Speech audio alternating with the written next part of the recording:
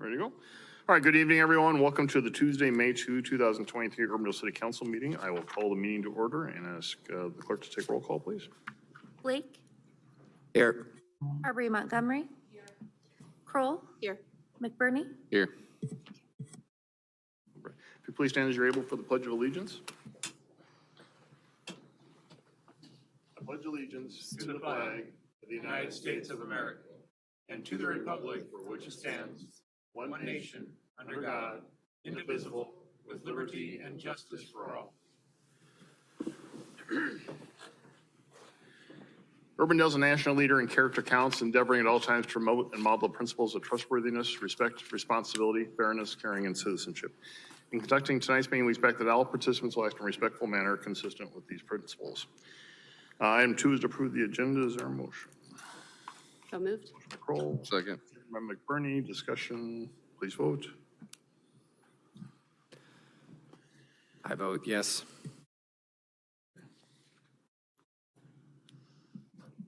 I do too.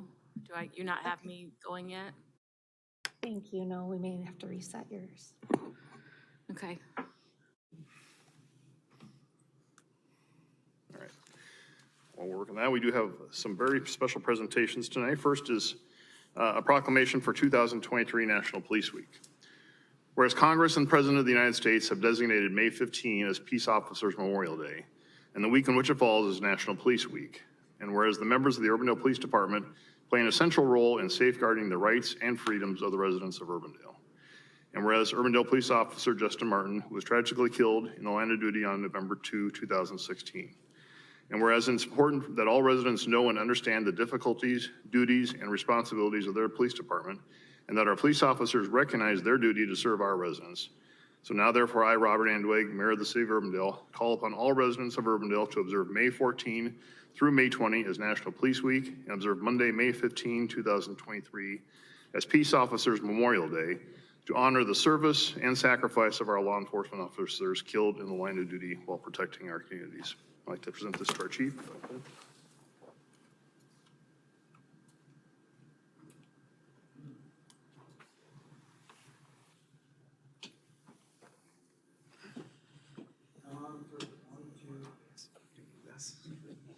AJ's really good at it.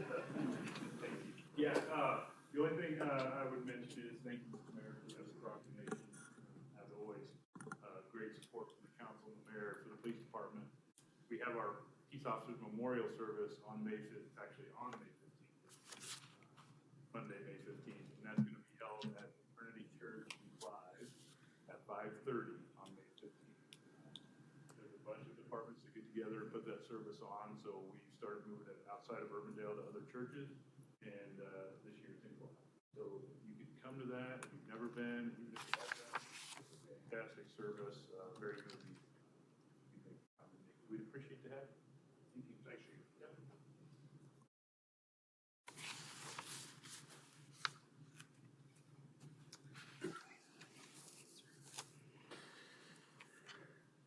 All right, and next is the proclamation for 2023 Building Safety Month.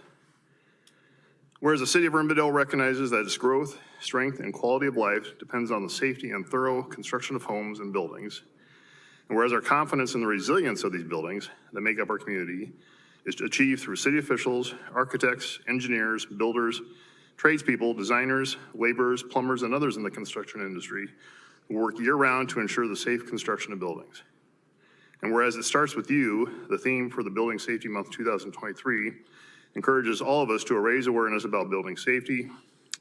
And whereas each year in observance of Building Safety Month, the City of Urbandale and the Urbandale City Council acknowledges to improve building safety, resilience, and economic investment in home and in the community, and to acknowledge the essential service provided to all of us by local and state building departments, fire prevention bureaus, and federal agencies in protecting lives and properties. So now, therefore, I, Robert Andeweg, Mayor of the City of Urbandale, do hereby proclaim the month of May 2023 as Building Safety Month, and I want to present this to the Building Official of the Year in Iowa, Roger Sherman. So. Roger was awarded with that this year.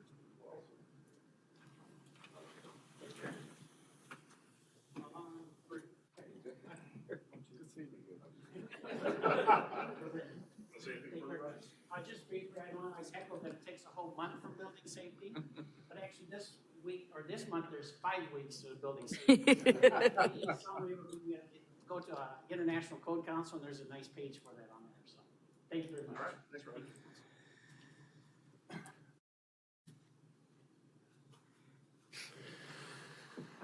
All right. And we also have a proclamation for 2023 Asian American and Pacific Islander Day Against Bullying and Hate. Whereas every day, kids of all ages suffer from being bullied in school and online, and whereas the bullying can foster discrimination and hate crimes, especially against Asian American and Pacific Islander communities, whereas in the AAPI community, often cultural, religious, and linguistic barriers stop those from seeking and receiving help, or specific groups such as South Asian, Muslim, Micronesian, and LGBTQ+ experiencing a greater amount of bullying. Whereas in honor of Vincent Chin, who was brutally murdered in a hate crime in 1982, and whose death fueled a national Asian American activist movement.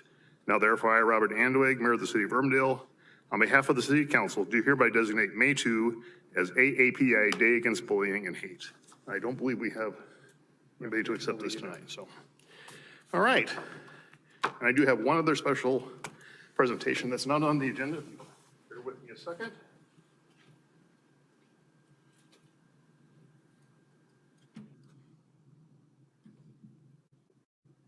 And he's gone. And he's gone. Is there in the meeting? Who's running this? It's also clerk's meeting in the state of Iowa.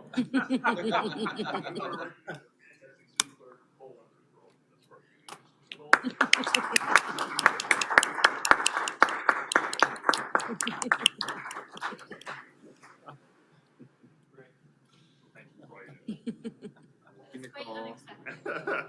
We knew we'd surprise you. All right. All right, with that, we now have an update from our Polk County Supervisor, Robert Brunell. Robert, I'll let you come up and introduce your guest as well. Thanks, Mayor, member of the council, board supervisors, city supervisors here 2 weeks ago. Wait, it wasn't 2 weeks ago. Let's try that routine over again. Mr. Mayor, members of the council, Robert Brownell, Polk County Board of Supervisors, thanks for having us tonight. I gave an update a couple weeks ago, and there have been some things that have changed, of course, but I wanted to mostly introduce you to one of our best employees here. We've hired Keisha Fields to be, who is with me tonight, who is our DEI coordinator and director for us, and we snagged her out of Eastern Iowa and are happy to have her working for us. She is kind of person that I feel brings people together, doesn't separate, doesn't try to push us apart, and that's a very, very important task for a DEI director, I believe. She's wanting to get to know some suburban entities, partners, and so forth, and I wanted her to meet you guys and women, and because, but mostly because you had the first meeting coming up on the schedule after she asked me if she could do this. But your meeting came up, and I thought this would be a good opportunity for her to meet you and you to meet her, and you could hear from her a little bit about what she's doing, and anything that you need from her or anything that we can be helpful with, we want to be. So with that, I'll introduce Keisha. Okay. Thank you, Supervisor Brownell. My name is Keisha Fields. I'm the Diversity, Inclusion, and Organizational Development Specialist at Polk County. It is a very long title, so I just say Diversity Specialist. So I've been at the county for a year and a half, and getting to know the community. I originally came from Johnson County, working doing the same work. So my biggest thing is relationship building, especially among municipalities and the county, especially in doing DEI and belonging. So I really just would love to introduce myself and hope in us further collaborating together, because this work is not dependent on one person, it's dependent on community and relationships. We do have an event that's called Welcoming Week, and it's with Welcoming America, and it's geared towards welcoming immigrant and refugees, but then overall everyone. And I would love for municipalities in the county to work together to do something collaboratively for that week. So that's a thing. I'm planting that seed right now, and hope for us to just continue to build relationships, especially when it comes to belonging. So thank you for having me. All right. And when is that week? It is September 9th through the 17th. Thank you. All right. Well, thank you. Thank you, Robert. Thank you, Keisha, for being here today as well. So appreciate that. All right, we will now move to citizens forum. This is the opportunity to speak to the council on something not a part of tonight's agenda. But I do have do want to introduce, first of all, Drew Cochran from Denso Manufacturing. Denso has just recently celebrated its 10 years in Urbandale, manufacturing in Urbandale. So Drew, I'll let you come up here, and if you want to say a little bit more, welcome to do so.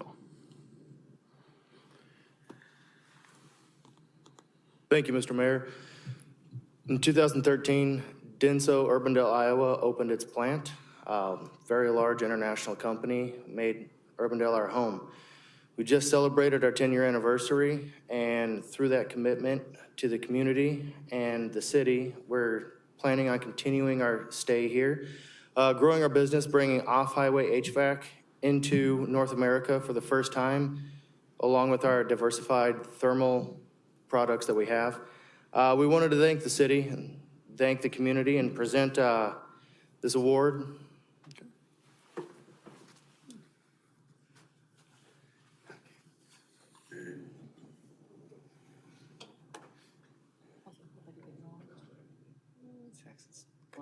One, two, three.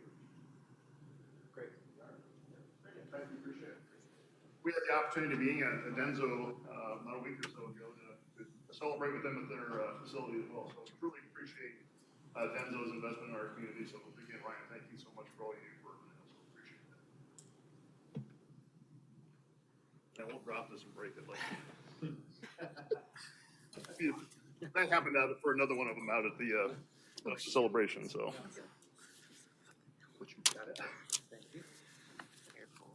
All right, and Vern, did you want to say something tonight, Vern Mill? I'll let you come to the podium and recognize yourself. Read it. Vern Millsap, Urbandale. I caught the last part of planning and zoning, which I didn't even know was going on.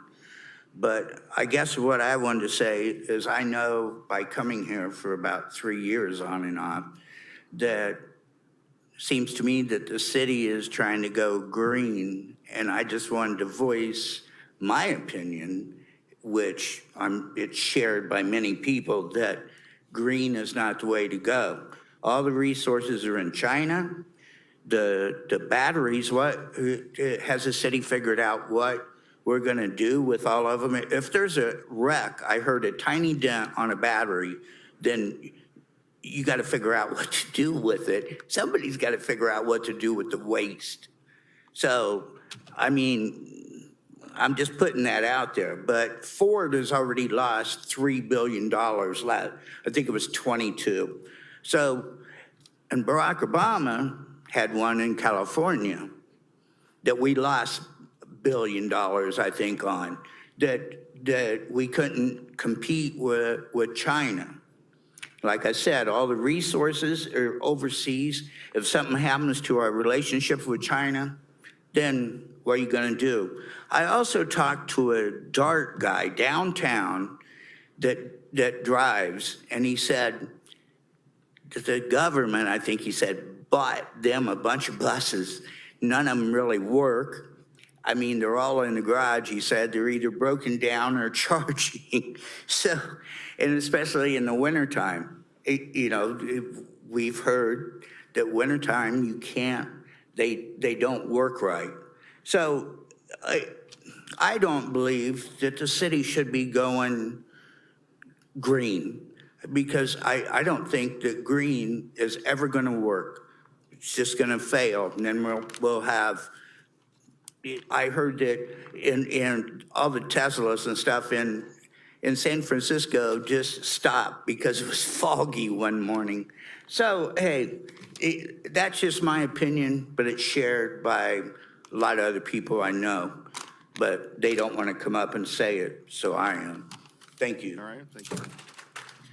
Vern, I just wanted to say, as the city's representative of DART, we are well aware that They're junk. the buses that we got are problematic, to say it mildly, and we are working on, there are very high-quality electric buses that are out there. Unfortunately, the ones that we got in all across the country, the people that got the bus, the same bus that we did, are having problems with them. So I wouldn't paint all electric buses in that category, but we have some very problematic buses.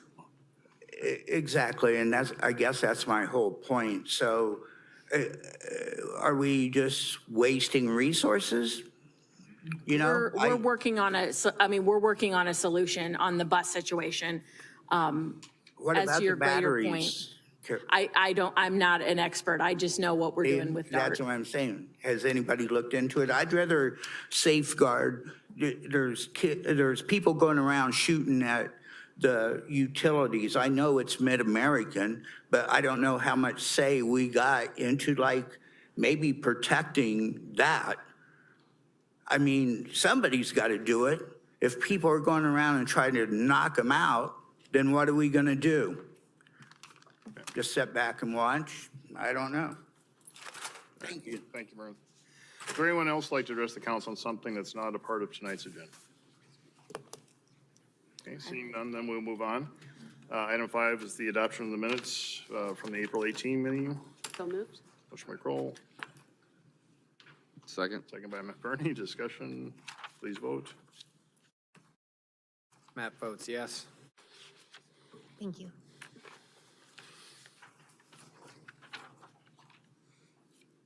All right, that passes. Item 6 is the consent agenda. There are 15 items for approval. So, Motion by Blake, second. second by Kroll. Discussion, please vote. Matt votes yes.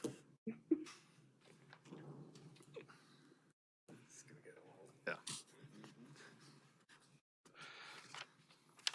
Okay, that passes.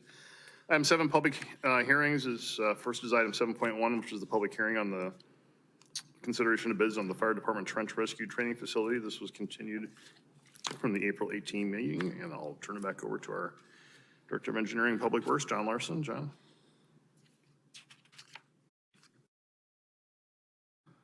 No, it's continued. So good evening, Mayor, members of the council. We actually do have a recommendation on this one this time. So this is our bid tabulation for the fire department's trench rescue training facility. So it was way back on March 29th that we received bids on the project. We received 3 bids for this project. We're recommending the low bid from Absolute Concrete Construction, Inc., doing business as Absolute Group, in the amount of $184,310. Their bid is approximately $16,000 or 8% less than our engineer's estimate. What kind of caused the delays was that this did come in greater than the city's funding, and the National Utility Contractors Association, as being one of the leads, was working on raising funds to help cover the difference. This is a project that's really important to them because, again, it involves trench safety, and most of their workers are in trenches. So basically, we got $54,500 from the NUCA members and some other organizations. On top of that, the NUCA members are also donating approximately $50,000 worth in labor and materials. So for the construction of the training facility, they will actually dig the hole. Our contract will come in for the concrete structure. They'll do the backfill, the rock, all the final grading. So they actually are actively involved in the project as well. And then we're looking at this project completed by September 1st. So just kind of where it's at to begin with, on the left-hand side, here's 121st Street, here's the fire station. So it's just a little north and east of the current fire station. Then a little bit about the training facility. So basically, it starts out at ground level, drops down, and then there's a flat area in here where the walls are approximately 8 feet deep so that they can simulate different types of trench cave-ins and things for rescuing. And then there's also going to be a standalone manhole off to the side, which they can work on confined space training and rescue, and then also another pipe and a manhole off to the side to also do different types of training.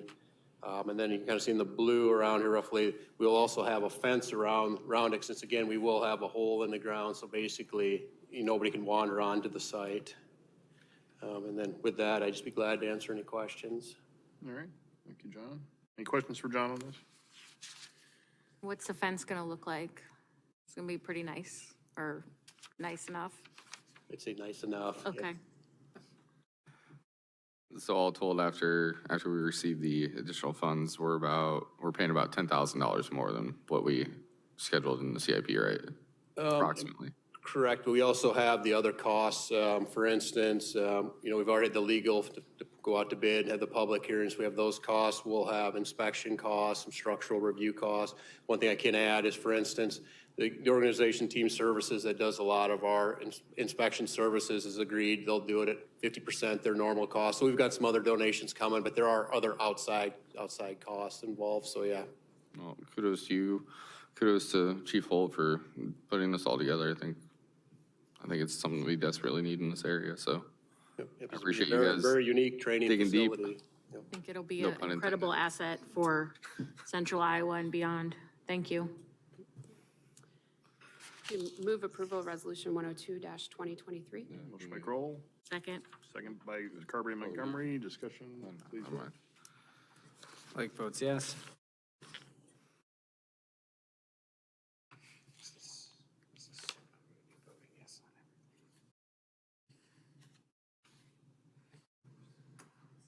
Okay, that passes. Move approval of resolution 103-2023. Motion by Kroll, Second. second by Carberry Montgomery. Discussion, please vote. Blake votes yes.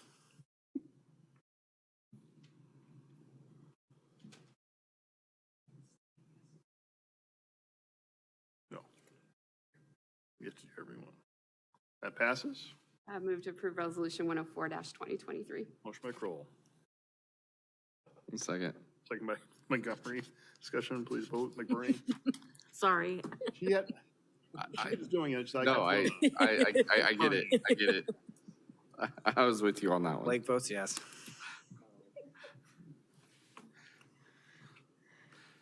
Good thing we don't do these on Friday. Between Matt and your bed. All right, let's go. Item 7.2 is considered the public hearing for the Day Family Farm Outlot X Worldwide Logistics Amendment to the Plan Unit Development Master Plan at 12408 Meredith Drive. The public notice for this was published in the April 14, 2023 Des Moines Register, and ask for any objections to that notice is published. There were none. Ask for a motion to open the public hearing. So So, moved. second. Kroll, second by Carberry Montgomery. Discussion, please vote. Blake votes yes. All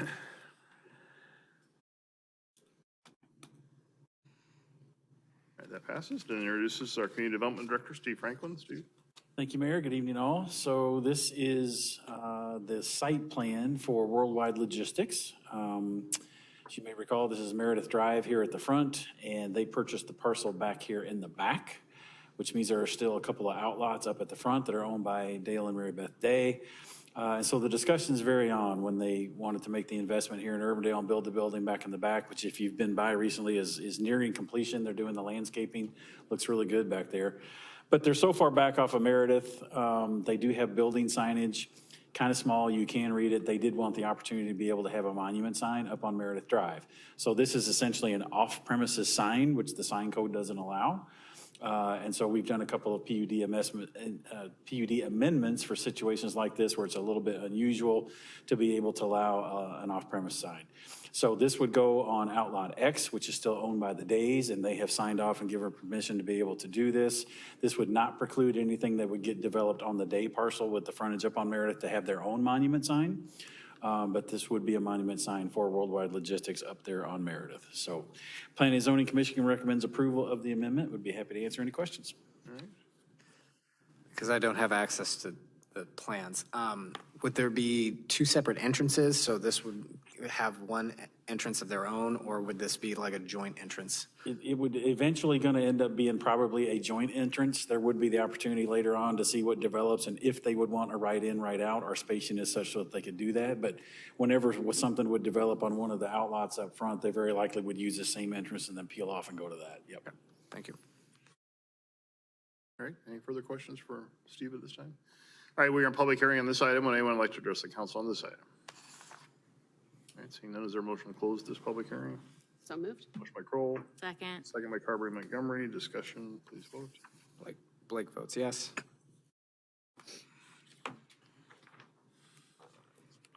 Okay, and that passes. Is there a motion on the item? Move to approve council letter 7434. Motion by Kroll. Second. Second by Blake. Discussion, please vote. Blake votes yes.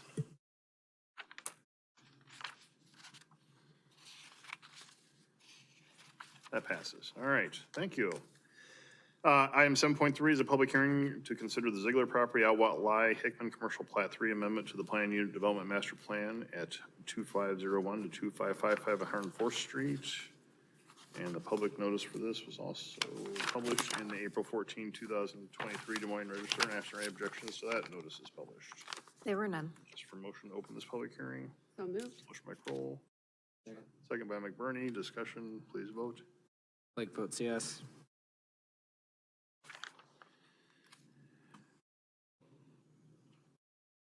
All right, that passes. Steve? Okay, as mentioned, this is for CarMax. This is the existing dealership here at 104th and Hickman. Here's 104th, here's Hickman. And then there is a vacant lot just to the north, which has been sitting there for quite some time. It's a little bit of a difficult lot, but it meets their needs, so that's a good thing. The vehicle market is still goofy. Is that the word we would use, guys? Something strange. There's a premium on used vehicles. Right now, their back of house, quote unquote, operation is this area right in here, which is surrounded by a wall with a small building. And then there are vehicles that come into this area to be examined and either auctioned off, maybe brought to the sales lot for future sale, maybe shipped off to a different CarMax, since they do have dealerships all over the country. They have a little bit of a different model, being a national, with a national presence. So the market is such that they have seen an increase in this part of the operation that they need to have. And so what they're proposing to do, and should you approve this amendment, there is a site plan and a plat that will show you in the Planning and Zoning Commission area. But what they would essentially do is buy this lot and expand that back of house operation to include all of this lot. And so because that really ends up almost being on an equal with the sales of the vehicles, it's not really an accessory use anymore. It becomes really a principal use.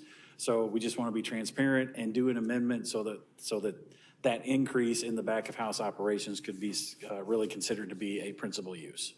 So Planning and Zoning Commission does recommend approval. Be happy to answer questions. And we've got some folks here tonight that could answer questions as well. All right, thank you. Questions for Steve on this?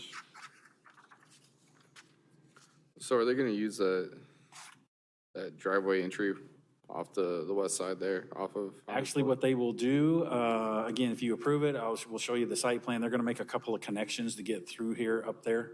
So there won't be any access off Correct, 104th? yeah. In this area, it's important to note that this area, this back of house operation, that is not open to the public. And so there would be a wall and that would be softened with some landscaping just to kind of do everything internally. And that was gonna be my follow-up. Thank you. So just to be clear, this entire section is going to be walled off then?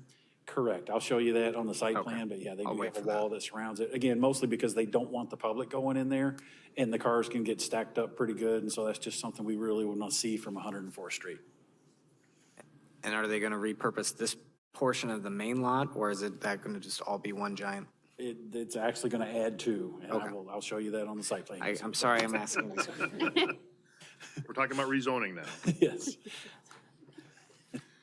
All right, we are in public hearing on this item. Would anyone like to address the council on this item? Okay. Seeing none, is there a motion to close the public hearing? So moved. Motion by Carberry and Montgomery. Second. Second by Kroll. Discussion, please vote. Blake votes yes.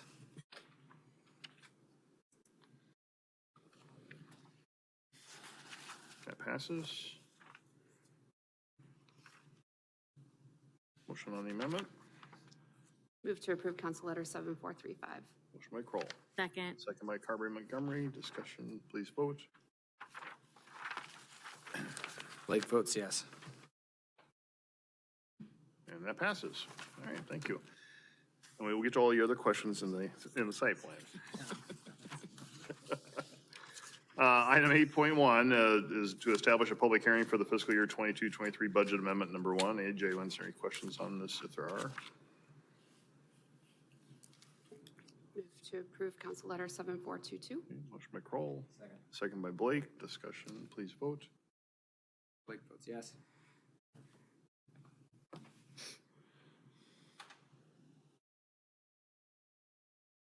Okay, that passes.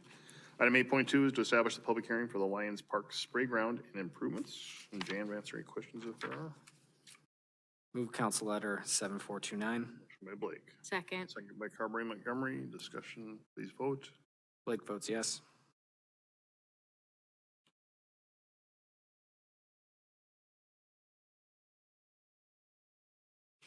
passes. Item 8.3 is to establish a public hearing for the Water Trails Project for North Walnut Creek in Walker Johnston Park. Move council letter 7430. Motion by Blake, Second. second by Carberry Montgomery. Discussion, please vote. Blake votes yes.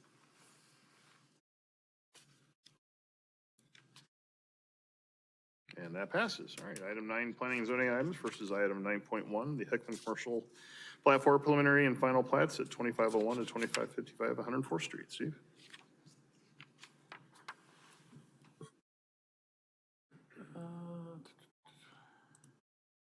Okay, so item 9.1 and 9.2 are directly related. 9.1 is the plats, 9.2 is the site plan. I'll show you both of those now, and then you can just take action separately on those. So, excuse me, this is the plat for the lot. You can see the area of the pavement is a little bit grayer here, and then you can see two connections, which are going to come over from the existing facility over into this area. And then there's a detention area here and a detention area there.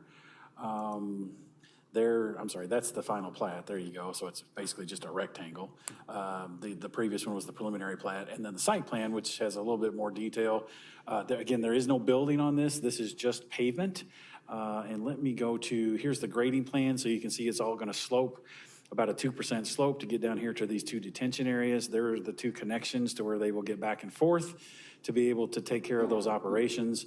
There's a couple cross sections of the wall, and the wall really goes around the entire property.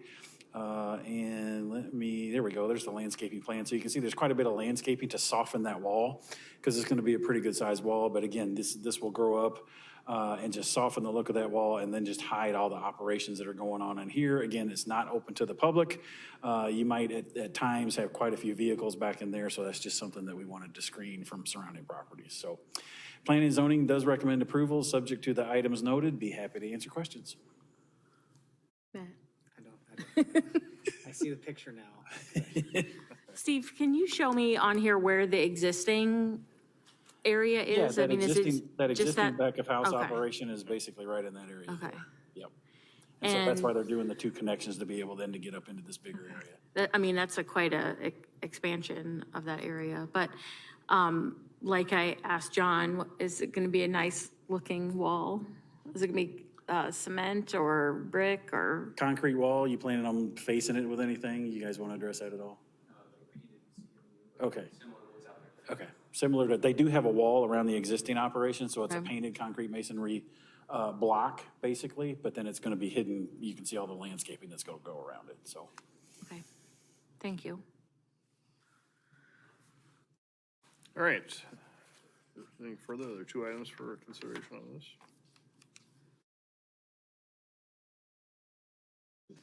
Move Hickman Commercial Plat 4 preliminary plat, subject to conditions. Okay, motion by Blake, Second. second by Carberry Montgomery. Discussion, please vote. Blake votes yes.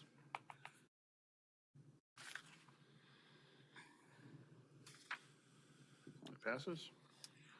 Move resolution 092-2023. Motion by Blake, Second. second by McBurney. Discussion, please vote. Blake votes yes.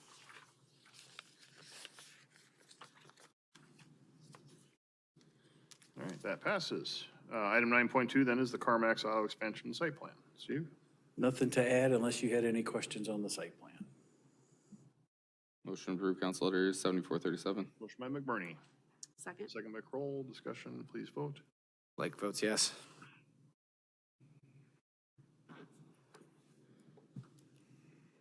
Okay, that passes. Thank you. Item 9.3 is the Iowa Chin Baptist Church Site Plan at the 5600 block of 156th Street. Steve? This is a church proposed on 156th Street, just north of Waterford Road. They purchased this site quite a few years ago. It's on the west side of 156th Street. What you see here is the church and the parking lot. So the church building itself is the darker gray, would be about 22,000 square feet in size. And then parking for churches is one space for every 3 seats in the sanctuary. And when you do that math, they would need to have 100 parking spaces, and they're showing 131. So churches are a conditional use permit in residentially zoned areas. So they did go to the Board of Adjustment last November and got the conditional use permit, and since that was approved, the next step would be the site plan. There's a number of items they're still trying to figure out in terms of sewer connection, water connection, all the subject to items that you see listed there. So they've got a lot yet to do, but they're confident they can meet all of those and get this done. So Planning and Zoning Commission recommends approval, subject to those items noted. Would be happy to answer questions. Do you have an aerial?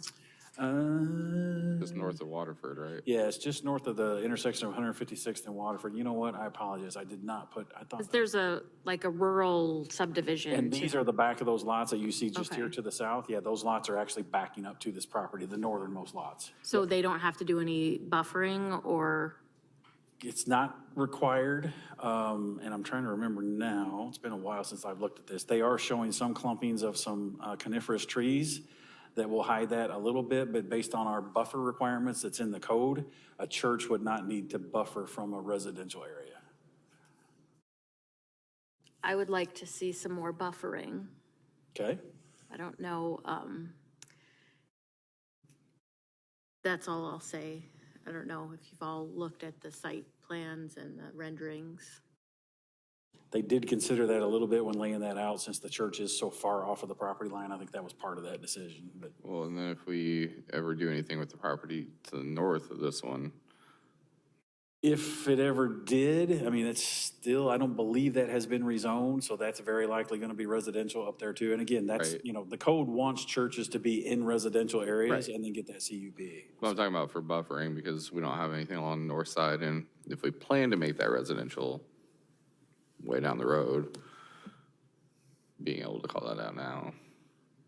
Yeah, and they're showing the same clumping up there, but, that's certainly your prerogative. I mean, code does not require it, but if that's something that you would like to see more of, and you could articulate what that is, maybe that could be shrubs. It wouldn't necessarily have to be trees, but that's certainly something you all can require if you'd like to.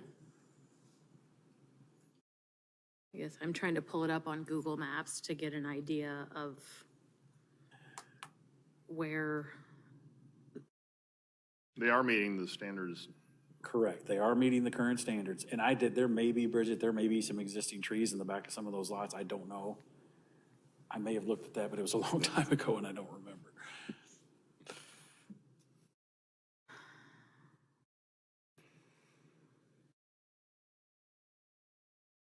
Have we required buffering of any recent churches that have been built? We haven't had a lot. The most recent one is the one over there on 70th, and yep, and that was adjacent to some residential areas. They did have some in there. Part of that was related to a detention basin, and some of those residents did not want to look at the detention basin. So And that one has a fence around it, if I. that, I believe, does have a fence. Yeah, I think you're right. So were the residents, I mean, it looks like there's a large lot, single family to the north. right. And As part of the conditional were use they- process, were they notified? everybody was notified, and that were shown these plans as part of their conditional use permit process, yes. So even though this isn't a public hearing, that was, and they were made aware and shown the drawings, yes. remind me of what the elevations are like out there. It's fairly flat. I can show you, because I think I put it in here. Yeah, we go. There's the elevation of the church. No architectural requirements or anything for churches, just like for single-family homes in those residential areas. We have not gotten into that, so I don't know if there we go. I guess I meant the elevation. Yeah, topography. Yeah, Topography. there's no, I mean, it's, Flat. there's some gentle, I don't know how to describe. I mean, there's some gentle I mean, I've been up rolling there and- a lot, but Yeah. Some waves. is that, I mean, is the church up from how those houses are pretty even? I would say the church would sit up a little bit from where the houses are, yes, but keep in mind how far back it is off the road too. So here's 156th and the church is sitting quite a distance back. Where will the entrance line up with what's across the street to the east? You remember off the top of your head? There's no access there for the school. Okay, Trail all the way. okay.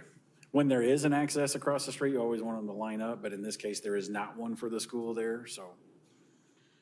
So we haven't widened that part of Waterford or 156. So when we do, will they be able to have a full access?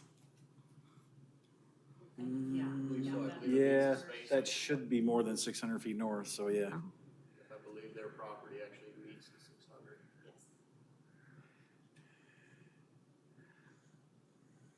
Well, I guess I don't feel super strongly about the buffering. I mean, I'd like to see more, but It was not a comment that was brought up at the Board of Adjustment meeting, and they do meet the current code. And so if we did our due diligence and reached out to the folks around there, then I'm good with it. Is that a motion? Yeah, sure. I'll make a motion to approve Council Letter 7438. Okay, motion by McBurney, Second. second by Kroll. Discussion, please vote. Blake votes yes.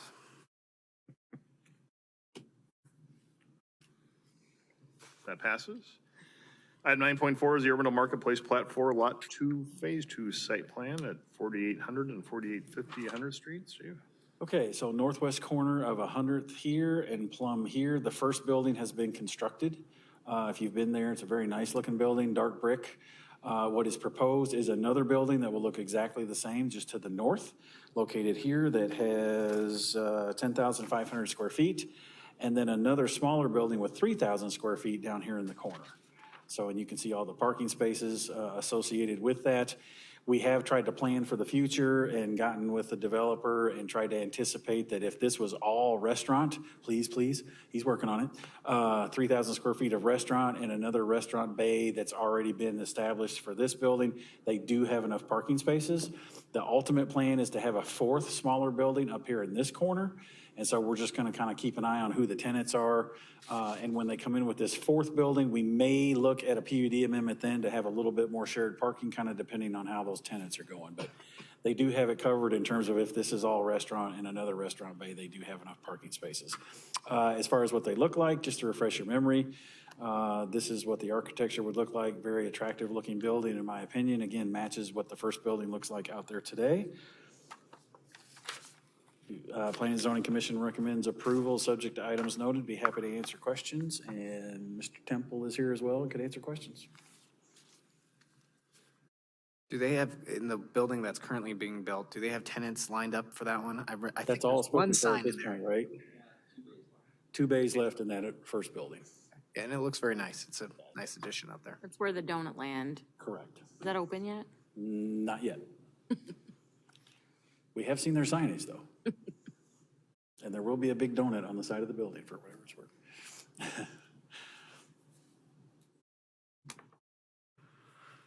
Move approval of Council Letter 7439. Second it. By Kroll, second by McBurney. Discussion, please vote. Blake votes yes.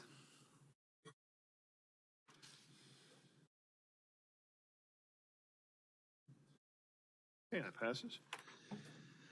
Moving on to regular agenda items. Item 10.1 is the Urbandale Fire Department Community Risk Assessment and Standards of Cover. And Chief, did you have anything further you want to add on this? You're going to introduce this? Okay. Chief Holt's here to answer any questions on this, if there are. Move approval of Council Letter 7414. Okay, motion by Kroll. Second. Second by McBurney. Discussion, please vote. Blake votes yes. That passes. And then item 10.2 is consider the 2080 agreement for the members of the Polk County Emergency Management Commission for funding of the Emergency Management Administration. Again, Chief, answer any questions if there are. Move Council Letter 7411. I'll second it. Motion by Blake, motion by Blake, second by McBurney. Discussion, please vote. Blake votes yes.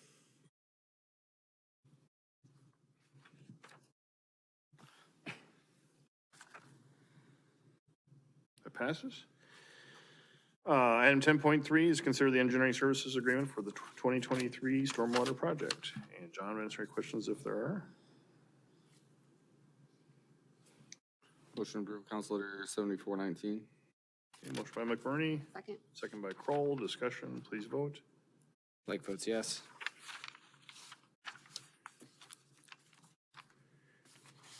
That passes. Item 10.4 is to consider the engineering services agreement for the Roseland Drive stormwater sewer improvements. John, do you have anything you want to add on this? Just wanted to quickly show you where that is at.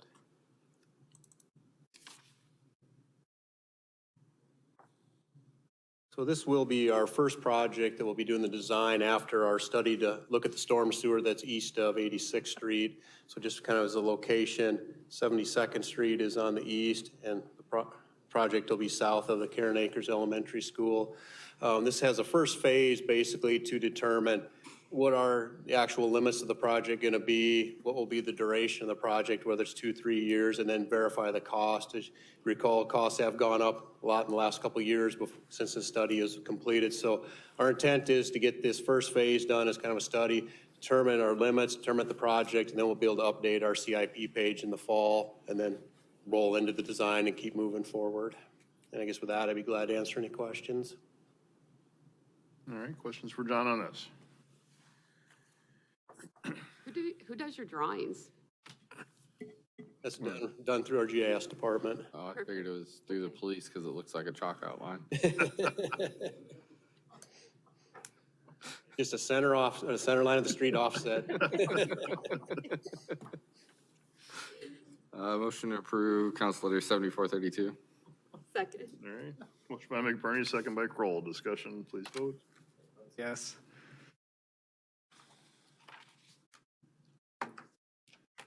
All right, that passes. Item 10.5 is to discuss the charging and fueling infrastructure discretionary grant program. I believe John's going to introduce Allison for me here, but. Thank you, Mayor and members of the council.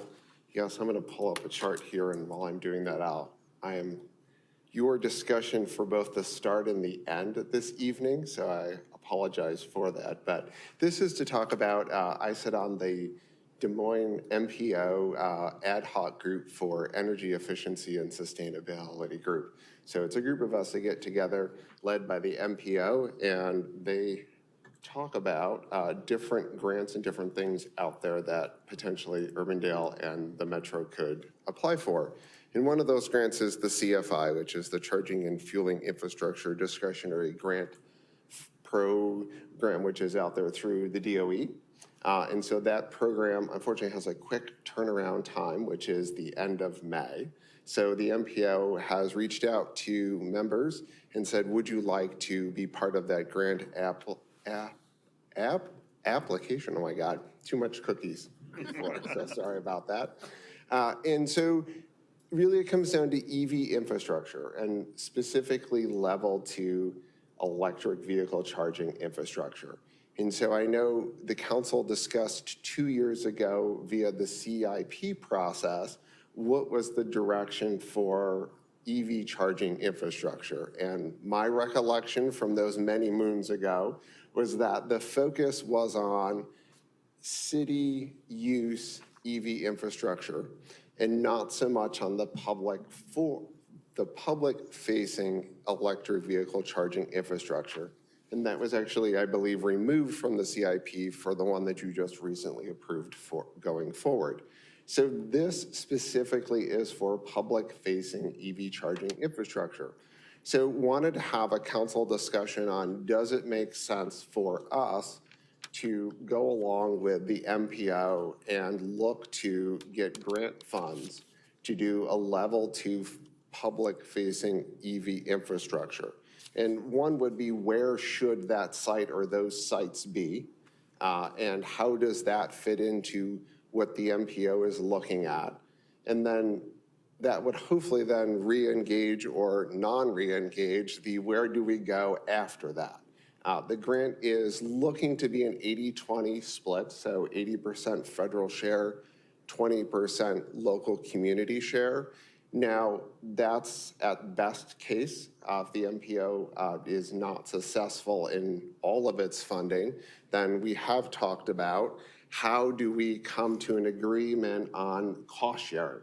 So what are the highest sites that you would want to fund at 80%, and would there be some reduction moving down from that piece? So the goal is we would get 80% federal funding, but at the end of the grant, if we are successful in it, but not at the full amount, it may be 50-50, it may be 40-60, but the hope would be 80-20 going forward.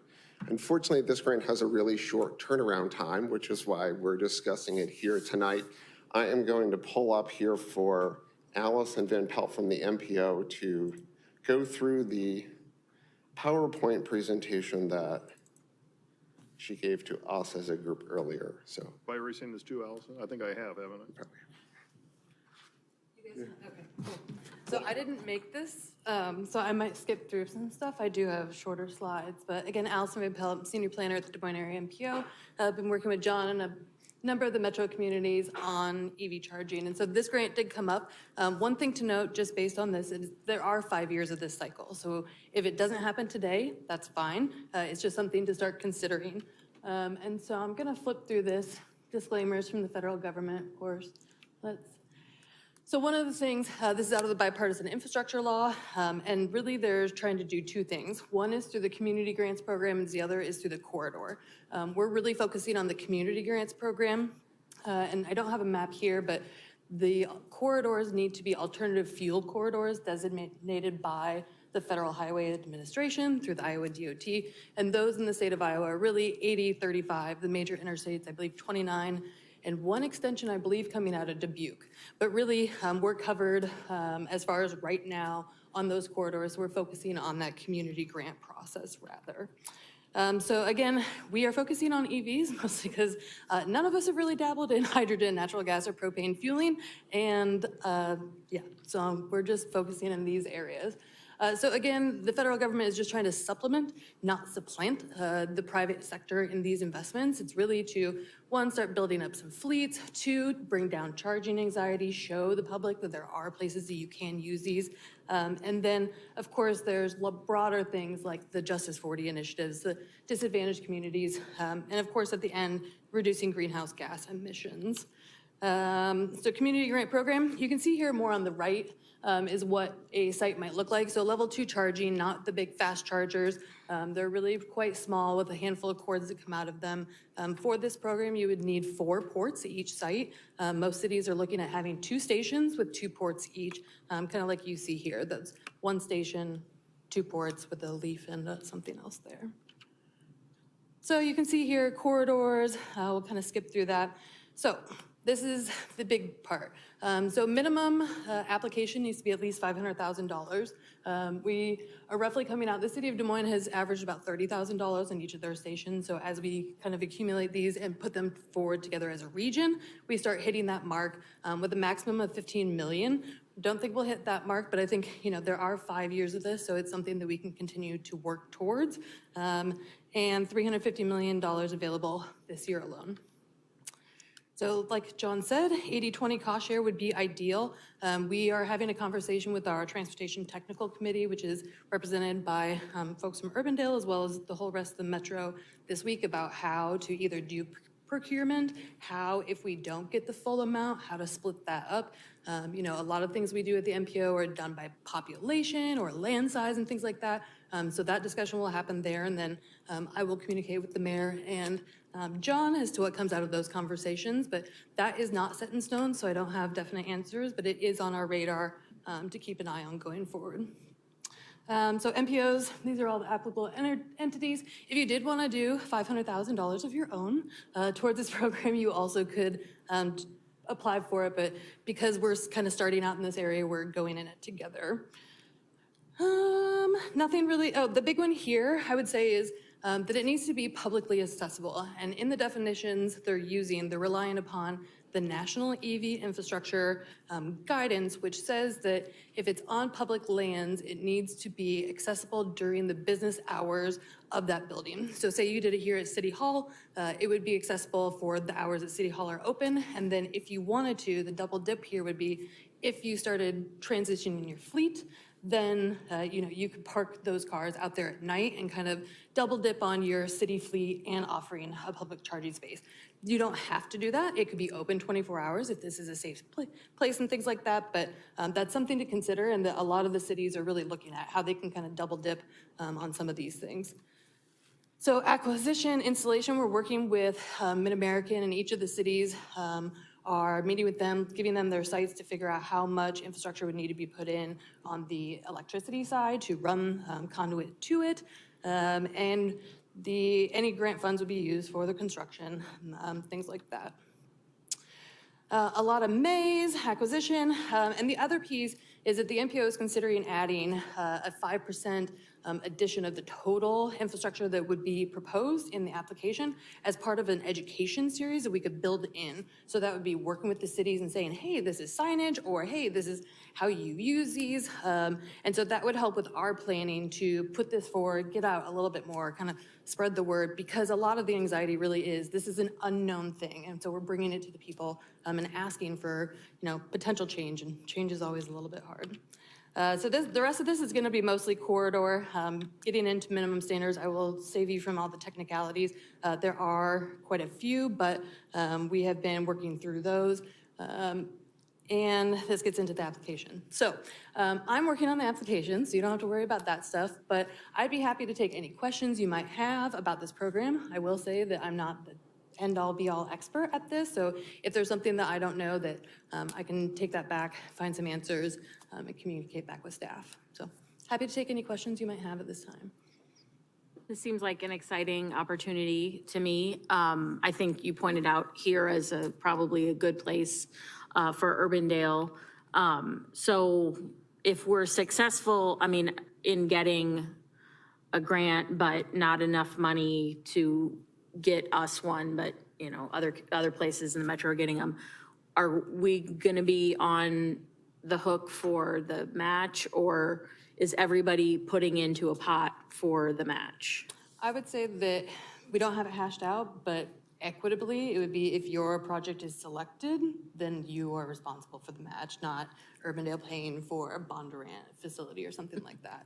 And that's typically how a lot of our funding programs go, but again, I can't guarantee that, but I also do not foresee us asking you for money if you don't get a site.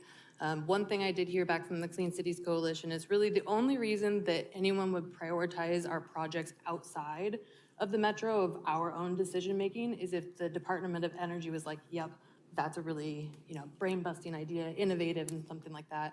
And so they might have a priority, but otherwise it would be internally, we as a metro decide how we want to move this forward. So it sounds like Des Moines on board. Is there getting a lot of traction with other communities? Oh, throughout the yeah. metro? Yeah, I'm on the phone all the time about it, but I think so far there's really only been, Norwalk has been the only one to say, no, not Norwalk, Carlisle's the only one in the Des Moines MPO's area that has said, we're not necessarily interested, but almost everybody else is at least considering sites, throwing something up there. And a lot of them are also new in this space, right? So they're going through the same process, having these same questions. I will say that a lot of them, there's probably at least 10 communities that are pretty much on board. And so most of them are looking at parks, trailheads, city hall, public libraries and such like that. And then do we, and we're trying to do this with scale. Does it help our application? The bigger the closer we get to 15 million, is that the better, or is it like, do you think the scale helps with that, or? So this is the first round for this. And so I can't quite say what they prioritized last time, which is always a good indicator. I will say that in the project narrative, they really talk about suburban, urban connections, rural connections, environmental justice areas in those disadvantaged communities, as well as regional connection. And so really, we're trying to, I don't think we're going to get to the 15. I just don't think at this point, especially since people aren't thinking about fast chargers, right? All the cities at this point are thinking about level 2 chargers. The fast chargers up the ante a little bit more quickly.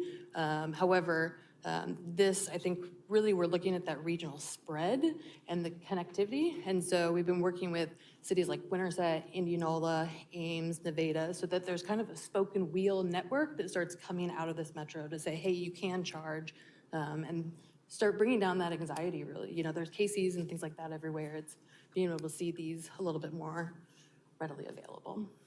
So you said the cost was about $30,000? That's what the city of Des Moines has been running into so far, and they've been the most prevalent in the metro. However, right now I have Mid-American staff meeting with each of the cities to at least come up with their electrical, and then we can start applying, standard prices to each of the other pieces and kind of coming up with those standard items. What's So- the, oh, go ahead. I was just going to say, so what do you think a ballpark 20% for one would be? For one if you put 2 stations out here with 2 ports, 30,000, so $6,000, 20% of that. If I did my math right, it is Tuesday at 7 p.m., so. And while we're just on the money, and then I see in a lot of areas, and these may be more with superchargers, that they tend to have awnings or things under them. Would you recommend that, can they be out in the elements? Do you recommend that, like, the infrastructure behind even just the charger? So there's no need for it to be covered necessarily. People attach them to the side of their homes. The one you saw in this picture was just like out in a parking lot and stuff like that. However, one of the considerations in charging is that, comfort, safety, something to do, something like that. And even at the fast charging, you're looking for about 30 minutes. With the level 2 charging, it's more of a top off before you leave, right? So you're only gonna get a couple percentage points, if that makes sense, on your battery before you go. It's kind of while you're at the baseball game. So in those cases, I think it's site by site as to what amenities you might put in. I always suggest lighting. I always, that's like number 1. And so if there's a place that already has lighting, attaching it onto something like that. So it depends on the place that you do it at, really. But there is no standardization, although there are tons of kind of best practice ordinances and things like that are being worked through at multiple levels that will be provided, hopefully finalized and provided. We've been working on them for years, so. What's the time frame of the grant? So you apply for it now, I'm assuming it's October 1 kickoff, and then how long do you have to spend it down? You asked the one question I haven't had to answer today. Congrats. I believe it said July, August, but I've been looking at, I believe it's July, August. They're trying to move this pretty quickly, as well as a number of other grants, but I can get a final number to you. Sorry, this is double spaced Federal Register. In terms of like our CIP, like how Yeah. that would line up if we need to make corrections or alterations within that process. Sure. How long would we have to spend the money if it were successful? I assume a year, but I haven't seen those final details yet. Okay. I would assume because of the grant cycle that it's in and the unintensive nature of level 2, if that makes sense. It's a concrete pad, run some conduit. I mean, it sounds so simple, right, when I say it, but engineering, things like that also. And then I'm hearing that we could also tie this in then to a location where we could charge like our Parks and Rec van or. Yeah, so as long as it's at a public building and it's publicly accessible during the hours of the reasonable hours of those buildings, then yeah, you could really kind of double dip and say, hey, this is open to the public from the building hours and it's closed to the public and you guys charge off it at night. So in a park, do you do park hours? Is that what you would calculate it by?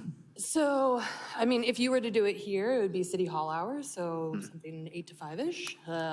In a park, yeah, I mean, I don't know what your park hours are, if it's like dawn to dusk or, 6 to 10, but, in situations like that, you still could close the facility at night, although, kind of closing it is negligible. But yeah, considering a park, because the facility is a little bit more loose in that fashion, I would go with the hours of the park, if not, even shorter hours than that. So do we need to have sites already planned out before you put that grant out? Because I know we initially talked about, or I remember leaving off was talking about where it was that would be most advantageous for the community. And I think that's kind of where it fizzled out. So I don't know, have we done that work? Are we ready to hand it over? Do we need to do that? Do we need to do that work? Ideally, yes. Yeah. No, the CIP plan from many years ago, several years ago, laid out a map of both level 2 and level 3 chargers on both for a city use consumption and a public forward-facing use consumption. This is just the level 2 portion piece of it. You could go back to that plan. I think with this grant, because of Justice 40, you also need to look at, do you want to do one where you would have it for a double dip use here at City Hall, the library, some place that you could go and have it where people could plug in and then you could plug in a vehicle afterwards. I think the other piece of it is you need to hit that group of people who don't have a standard single-family home. So where do you put these so you get the multifamily tenant charging? So if I want to go buy a Bolt or a Tesla and I live in an apartment, where can I charge when I don't have a dedicated space to go to? So I mean, I think we can look at both of those pieces. We would have to look at them very quickly. Yeah. You'd have to get with Mid-Am and find out what would it cost, and there is we talked at the MPO also about there is just buying the physical infrastructure and putting it in, but typically you also want the back end software system side of it also. So I don't leave my Tesla charging for 45 days because I've plugged in and I've never moved it. So there has to be something there too. The one that was shown here is just literally where you take it off the wall, you plug it in. Well, it's attached to that vehicle now, and what if they don't come back in 24 or 48 or 36 hours? It's still there being used, even though they're topped off. So I think there has to be a back end side. I would advocate for that. You could just put one on a post. The easiest thing to do is in downtown, just slap one on every decorative post box. Right. And people just come up, you pull in, you charge, and you go, but there's no way to actually control access then, and you probably want that access control piece of it. So for the application, do we need to have specific site locations, or do we need to be like, hey, we need 10, and then we just figure it out in the back end? No, we need actual site locations and specific dollars to make that work for this round. That's real quick turnaround. And so John's totally correct. It's one thing to consider is that if there's going to be many phases of this, right? So this is a quick turnaround. This came out like the end of March. I was on vacation, came back, here we go, hitting the ground running. And so with the next cycle, I think that, there's opportunities in here to look at private entities too. That requires a couple more agreements, and then you start kind of building it out throughout the whole city and in different locations. Obviously, the multifamily housing units are always going to be one of those places we run into. The one thing on just this cycle alone is that level 2 isn't going to fast chart. It's really a slow trickle, fill it up a little bit, water the plant and then keep going. However, if we wanted in future applications to bump that up. And that's another consideration that some cities are asking Mid-American about when looking at their sites is, can the infrastructure we put in now be then upgraded to a fast charger as the bell curve continues to move, or we move around that bell curve? And so that's something that Mid-American has been working with individual cities on how to kind of estimate those costs and build it in or not build it in, and kind of that process. I mean, with federal grants, typically you write it the first time you get denied, but you get a lot of great comments, and then you can come back and reapply the next year. I mean, I think there's some strategy there to think about, and maybe we put in like 2 options and think about a multi-family housing, but then also think of like, where can we utilize a charging station as a starting point that could also be public facing. Yeah, on a lot of these grants are 5-year cycles, so I've been telling cities like, hold off just a minute, but everybody is ready to go on this one and had a bunch of sites, at least enough to hit that $500,000. So it was like, all right, so we are moving forward together on this at least, so. And so the 500 is, just to be clear, is it 500 us or 500 region? For the region, so our application has to hit that $500,000 mark with no more than $15 million in there. Okay. And I would say if we can at least hit the low-hanging fruit, like the library, City Hall, Walker John, places that we know people are going to frequent more often. And then maybe for the next year, look at how we can incorporate more of those multifamily housing if we don't have enough time to be able to incorporate that, because it sounds like there's a few more rules associated with doing the private side. Well, and what do we already have in the CIP designated towards this?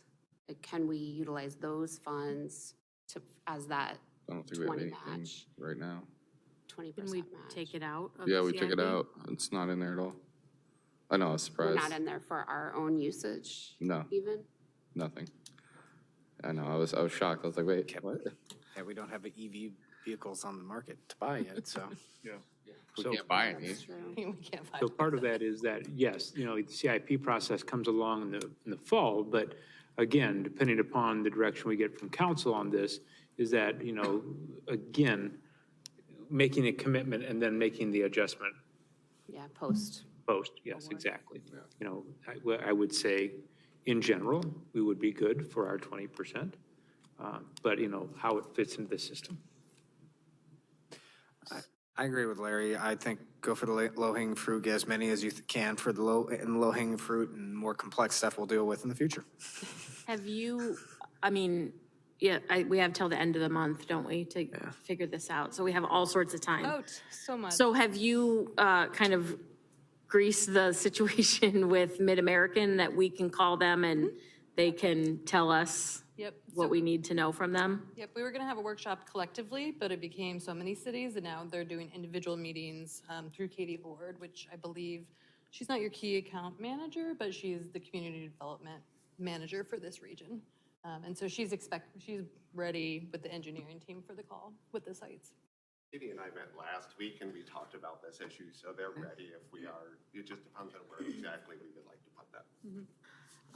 I guess I think we should go forward with this. I would like to see us have a Dallas County site on our list, whether that be not Walker Johnson, Walnut Creek or Barrett Bozen or the one across the street, Waterford.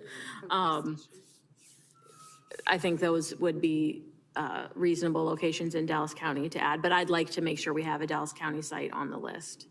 I would say from what I heard from the MPO is that if we could pick one or two for Urbandale for the first round, that would be really great for us to get our hands about what is it to get everything together and then look to build that out going forward. So if you want to do a Dallas County and a Polk County site. Well, if we're only doing two, I might withdraw that, and because I think here and Walker Johnson, even though we're adjacent, probably make the most sense. It's a high use. Or Lions, maybe. That's high. Maybe make it 3. I'll be real honest and, about it. I would say I would say City Hall is probably not a high priority list to put a level 2 charging station for the simple fact that not enough people come here to spend hours at a time. But they do the library. I talked with Nicholas and their usage in turnout rate is less than 45 minutes. They come for a program, they come to grab a book, they do study time, but it's not for hours at a time that I would say if you're gonna focus one, Walker Johnson Park because of the sports events probably has a higher turnout time where I stay longer and then leave. We could look in the police parking lot as a potential. I think you could sign it and make it work. But if you had to pick one, I would say probably Walker Johnson Park is your better spot because people stay there longer on a regular basis. It just doesn't get the double dipping side. If you want to get the double dipping side, then I would say City Hall would probably be your location, library usage, and then used for charging the parks van or for other vehicles that we go forward at. What about the senior center? One consideration is that people might not stay here a lot, like the public coming in and out, but your employees also, like that could be they're the public as well, and if they're gonna start switching over, this could be a spot for them. And I'll just say from a statement perspective of us showing support for EV, I think this is our most prominent location in the community that is purely Urbandale. And to me, that shows that we're moving towards that as well. And if we're putting in for a grant and we can afford it, why not? So. And I think, if you're, from the park usage is high, but it's high from 4 to 9. And, the person that's driving through on a Monday and needs to top off and they want to do it for an hour, I think they're going to want to go somewhere to go. And the library seems to me to make the most sense, but. Consider just the campus. That's one site, but it might be 2 different locations on one site. Where do we normally park the Parks and Rec van? It's parked currently down at the Parks and Public Works facility, which had a charger station built into the building, and then we put one there because it was a setup for that capacity. What I heard was the focus is the library as the major focal point for the community, and we can move forward Yeah, Maybe library, put Walker one out Johnson. the library site somewhere. I think you can put one over, I would say, I think it's smart putting one over there. If you could only choose one, I will say probably over there is more important than. What's over there? One Walker here and Johnson? one at Walker Johnson and not at Barrett Bozen. Yes. Yeah. Yes. I mean, if we get good at this, then next year we Then- can, Yeah, maybe we put one Lions and one Yeah. Bozen and we just expand from there. And then- We will work on that. Your next meeting, you'll have a resolution in support of your grant application. So Allison can do your grant application and be ready to go. Thank you, Yes, Allison. so I should have that more fleshed out, official, and I just made a model resolution today that the cities can use and edit to their convenience. Perfect. I appreciate your time. Perfect. Thank you, Allison. do. Thank you. All right. We need to approve something. Pardon? No, that's just discussion. So we'll get back. Okay. All right, item 11, mayor and council items. Amy? Congrats to Chief Holt and the fire department for Friday's award, Yeah. which you'll probably talk about anyway. Yeah, I'll mention that, so thanks. Congrats to Matt Blake and Elena Blake. Looking forward to more sleep in your future. I would like that. Larry? One of the things we talked about, or actually, one of the things we approved earlier on the consent agenda was Grow Solar Part 2. That will be kicking off in another week. I believe the RFP is being sent out today-ish, and then I think it's, Draft 5 came out today. I think they're hoping. it was, okay, tomorrow then. And I think they plan on starting community events, the solar power hours beginning in June. Just to kind of recap what we did last year, we had 432 kilowatts of energy signed up through the program, 52 property owners added solar. We had 360 people attended at the solar power hours. Urbandale was mentioned specifically for having a lot of turnout, so that's, a good thing. And we also, I know a lot of folks talk about investment into the community. $1.2 million invested back into local business, which is a huge deal. So I think part 2 is going to be hopefully just as successful. I know John's brought up some pretty good things about Justice 40 with the RFP application and making sure that they keep that into consideration when we receive those bids. So thank you, John. Other than that, Chief Holt, this is my 4th or 5th week in the Citizens Fire Academy. That is an absolutely amazing experience, so I highly recommend it to anyone who hasn't done it.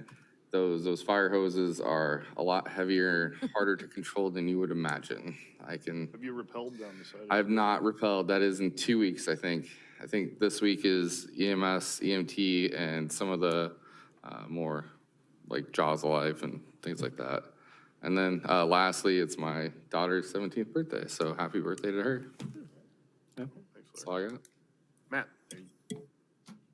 Yes, my apologies to everybody of my disheveled kind of life here. I've had 3 hours of sleep in the last 40 hours. So again, my daughter was born last Thursday on my birthday. I've Ellis Kirby Blake. She is happy and healthy. She's doing very well. So is mother. So I am on my paternity leave right now, and I am not holding it together in terms of sleep. So I apologize for that, but thank you all for your tolerance. Yeah, I thought I plugged in this thing this morning and I didn't charge, so it was completely dead. I was like, oh, cool, this is how it's gonna work. I will say I have something of importance.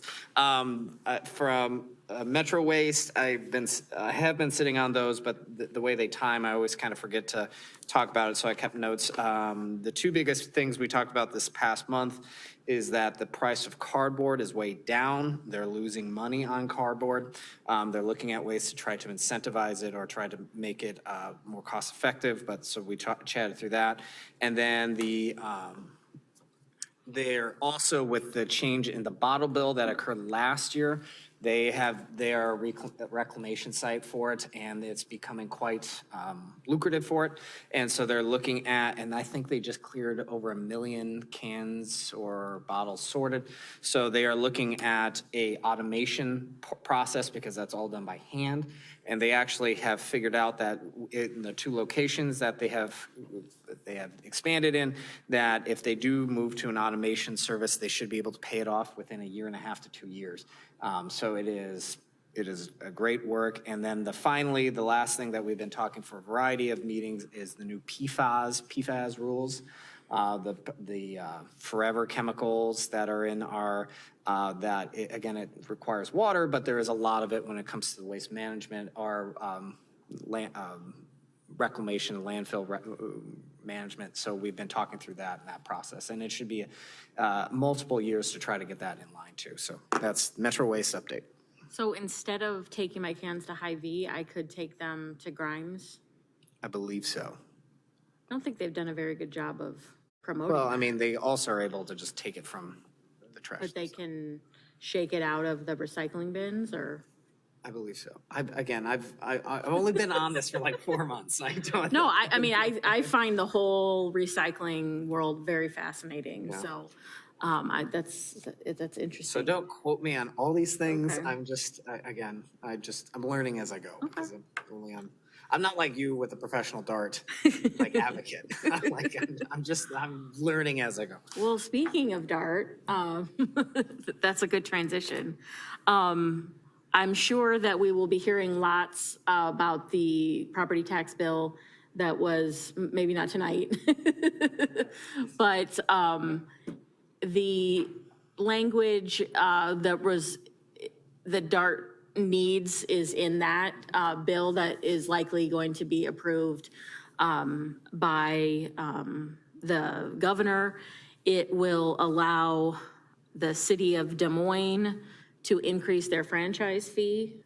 It's all very technical and there's a lot of politics, as you would guess, involved in it. But I think it's the best that we could get from the legislature at this time.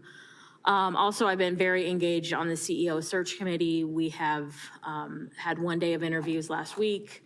We have another day of interviews and an evaluation tomorrow. And then should have some candidates in town later this month.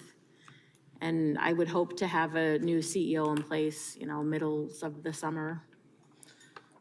So, and so far, the candidates all seem very, very solid. Are you utilizing a search firm for that too as well? Yes. Okay, I want to talk to you about that. Okay, yeah, I've been very happy with the people that we've used. Okay, who is the search firm? K&A, and I can tell you later what the K&A Okay. Crossmeyer or I'll get it to you before we leave. I think I'll be involved in that extensively here soon, which I'll talk about. So, but yeah, that is both very positive things at DART. So, and Senator Dawson, the chair of the Senate Ways and Means Committee, has really been our advocate on this, and a lot of heavy lifting by Mayor Trimble of West Des Moines and Councilmember Stern of Ankeny to help us get to this point. So hopefully we'll be able to get our finances in order over the next few years. That's it.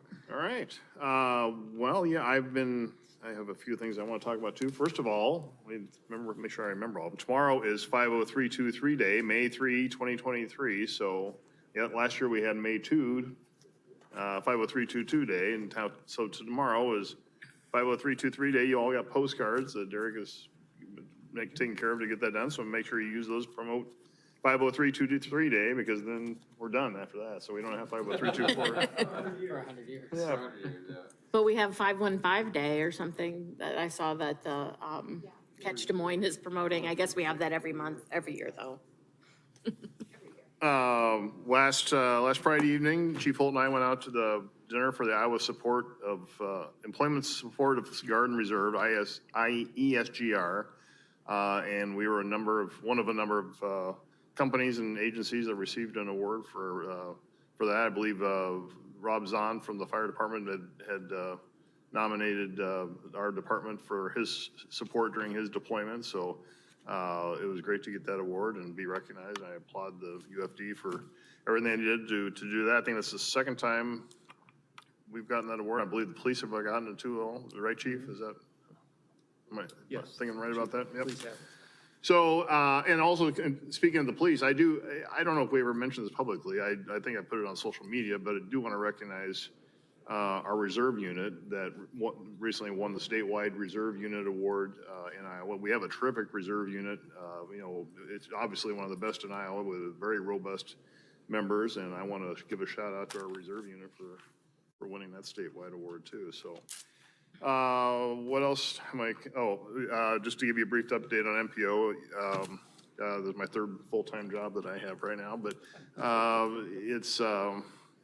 there's been some, obviously, as you've seen in the media, some changeover. I will say publicly, for one thing, despite what you may hear, what you might read between the lines, Todd Ashby did nothing wrong whatsoever. There was nothing, any allegations of anything, any wrongdoing, so I wanted to dismiss that immediately.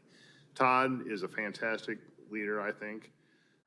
He has expanded the role of the MPO and really brought it forward. In my tenure as the chair, Todd's done a great job. I will say I think we have a lot of political disagreements among MPO members right now, and that's what contributed to finally coming to an agreement where Todd is no longer the executive director of the MPO. So Todd voluntarily came to me and asked that we come to a conclusion on his tenure, and that's what we did. So I want to publicly acknowledge everything that Todd did. I think he has a great staff there right now as well. The mission of the MPO will continue, so don't have any fears about what may be happening there.